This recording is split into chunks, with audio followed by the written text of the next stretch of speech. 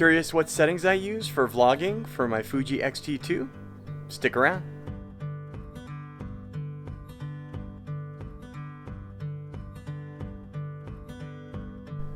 So real quick, I'm going to go over my vlogging settings. I am shooting in 4K at 24 frames per second.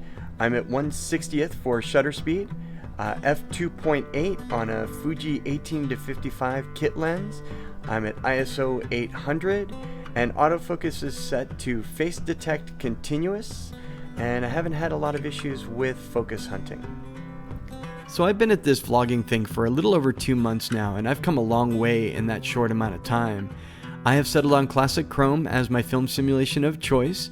No more color grading for me for the time being until I learn how to do it better. Classic Chrome is definitely creating a really nice output, and I'm really happy with the way that looks.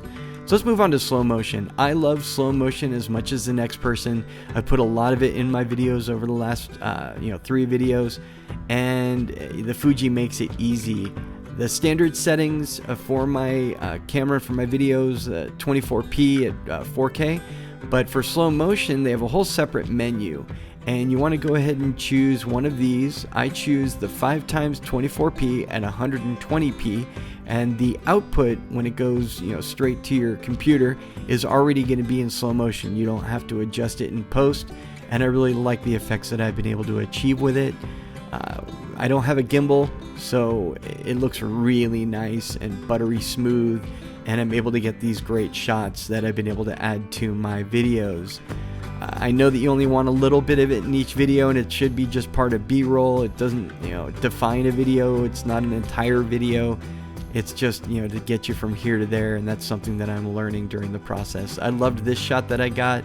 It just turned out perfect with these seagulls, and I was really happy with it, and it looked amazing. So this is my gear, the Fuji XT2 with the Rode Video Micro on top, and I'm using the Gorilla Pod, the Joby Gorilla Pod, as well as a ProMaster variable ND filter, and I use that so that I don't have blown out videos, because when you shoot at 1/60th of a second, you're going to get a lot of light into the sensor, and you want to limit that, and that's what the ND filter does, and allows you to achieve those settings without having blown out videos. So I love my rig. I'm happy with it. The only thing I don't have is a flip out screen. I need to attach some kind of monitor if I want to do any kind of run and gun, because I can't see what my settings are or what the impact of my settings are when I'm making a run and gun video. Usually I have to double check it first on the back to make sure everything's good, and then I go ahead and do a video. So that's kind of tough when you just want to turn it on and go, and that's the nice thing about a flip out screen, is you can go ahead and change that when you're in a vlogging situation. So that's my gear. So I hope this information's been helpful, and if you have any questions, feel free to throw them in the comments below. Remember, you're never too old to start something new. My name is John Weinberg with Photo48.com.